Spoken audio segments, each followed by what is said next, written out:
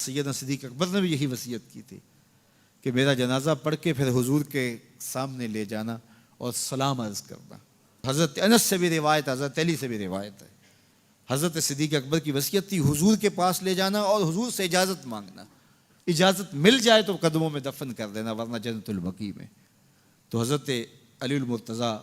اور حضرت انس روایت کرتے ہیں کہ ایسا ہی ہوا کہ ہم نے جنازہ اٹھایا، پڑھا اور پھر حضور کے مواجہ انور کے سامنے رکھ دیا اور سارے ہاتھ باندھ کے عرض کرتے یا رسول اللہ ھذا ابو بکر یستاذنک، اے اللہ کے پیارے محبوب صلی اللہ علیہ وسلم، یہ ابو بکر ہیں، آپ سے اجازت طلب کرتے ہیں، آپ کی قربت میں دفن ہونے کا شوق ہے، ہمیں کیا حکم ہے؟ تو اس وقت حجرہ عائشہ تھا، یہ گنبد خضرا نہیں بنا ہوا تھا، صرف حجرہ تھا اور اس کو تالا لگا تھا، چابی حضرت عائشہ کے پاس ہوا کرتی تھی رضی اللہ تعالی عنہ،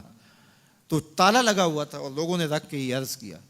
تو پھر کیا ہوا کہ وہ تالا خود بخود کھلا، پھر کنڈی بھی خود بخود کھلی اور پھر جو دروازہ تھا وہ خود بخود کھلا اور اندر سے آواز آئی اوصل الحبیب الی الحبیب لان الحبیب الی الحبیب مشتاق، یار کو یار سے ملا دو، یار تو پہلے یار کا انتظار کر رہا ہے۔ تو قبر انور سے یہ آواز آئی، حضور کے روضہ انور سے یہ آواز آئی، اور ہمارا عقیدہ ہے اور مسلمہ عقیدہ ہے اور تمام امت کا عقیدہ ہے کہ حضور اپنی قبر میں زندہ ہیں۔ یہ بعد میں فتنہ پیدا ہوا حضور علیہ السلام کے حوالے سے، یہ جو معاذ اللہ میری زبان وہ بوجھ نہیں اٹھاتی جو لوگ کہتے ہیں، یہ حضرت شیخ عبد الحق محدث دہلوی علیہ رحمہ نے لکھا ہے تتمہ مدارج النبوہ میں۔ آپ کہتے ہیں اللہ کا شکر ہے بہت سارے معاملات میں امت میں اختلاف پیدا ہو گئے، لیکن اللہ کا شکر ہے کہ اس معاملے میں تو کوئی اختلاف نہیں کہ حضور اپنی قبر انور میں زندہ ہیں۔ یہ حضرت شیخ نے لکھا ہے، تو اس کا مطلب ہوا کہ یہ بعد کا اختلاف ہے۔ تو حضور علیہ السلام اپنی قبر انور میں زندہ ہیں۔ حضرت ابو درداء رضی اللہ تعالی عنہ نے جب آقا کریم نے درود و سلام کی ترغیب دی تو کہا حضور جب آپ انتقال کر چکے ہوں گے تو کیا ہم اس وقت بھی آپ پہ درود پڑھیں؟ تو حضرت ابو درداء نے جب حضور سے پوچھا، ابن ماجہ کی روایت ہے، تو کہا حضور جب آپ وصال کر چکے ہوں گے تو درود و سلام اس وقت بھی جاری رکھیں؟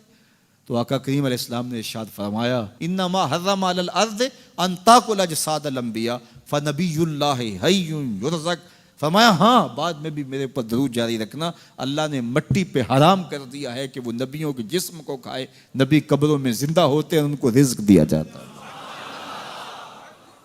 میرے حضور نے کہا نا ارسلت الی الخلق کافہ، میں تمام مخلوق کا رسول بنا کے بھیجا ہوں، تمام مخلوق کا، صرف انسانوں کا نہیں، تمام مخلوق، ارسلت الی الخلق کافہ، تمام مخلوقات کا رسول ہو۔ تو حضور مٹی کے بھی رسول ہیں، تو کیا مٹی اپنے رسول کو کھا جائے گی؟ یہ کیسے ہو سکتا ہے؟ تو مٹی کے اوپر حرام ہے، یہ لفظ ہے انما حرم علی الارض ان تاکل اجساد الانبیاء، اللہ نے مٹی پر حرام کر دیا کہ وہ نبیوں کے جسم کو کھائے۔ فنبی اللہ حی یرزق، یہ سیاستہ کی روایت پڑھ رہا ہوں، نبی اپنی قبروں میں زندہ ہوتے ہیں اور انہیں رزق بھی دیا جاتا ہے۔